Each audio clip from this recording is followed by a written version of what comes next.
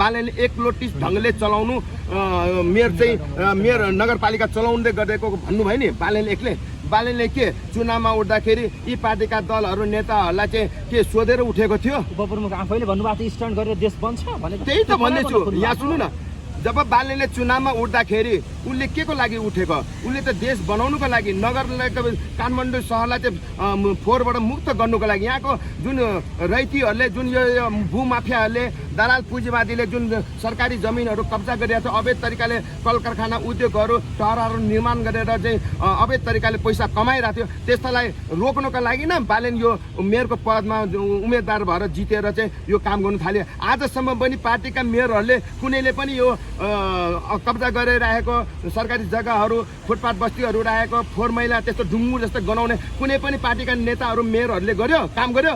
आखिरमा स्वतन्त्रले गर्छ भने एउटा प्रमाणित भएर देखाइदिने। आज बालेनले काम गरेको हुनाले आज 77 जिल्लामा बालेनको जस्तै काम चाहिँ अरू मेयरले पनि गर्नुपर्ने बाध्यता भयो नि। आज बालेन नआएको भए यो काठमाडौँ सहर हराभरा हुन्थ्यो। आज हेर्नुहोस् त, बालेनले जे गरिरहेछ राम्रो काम गरिरहेछ।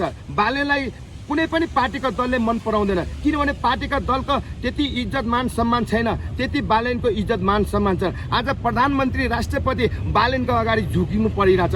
आज देश विदेशमा कसको नाम छ? आज देशमा नेपालमा कसको नाम लिन्छ? त्यही बालेन शाहको होइन? किन लियो त? यो पार्टीका दलका शीर्ष नेताहरूले यसलाई मूल्याङ्कन गर्नुपर्छ कि पर्दैन? हामी पार्टीबाट के कमी कमजोरी भयो कि हामी केन्द्र सरकार, प्रधानमन्त्री, मन्त्री जस्ता व्यक्ति, राष्ट्रपतिहरूको नाम लिँदैन, जनताले बहिष्कार गर्छ। जुनै कार्यक्रममा गयो भने मुर्दाबादको नारा लगाउँछ। आज बालेन जहाँ गए पनि जिन्दाबादको नारा लगाउँछ। यो राज्य सरकारले शक्ति पावरमा बसेपछि यसको चाहिँ मूल्याङ्कन गर्नुपर्छ नि। जनतालाई के चित्त बुझेन?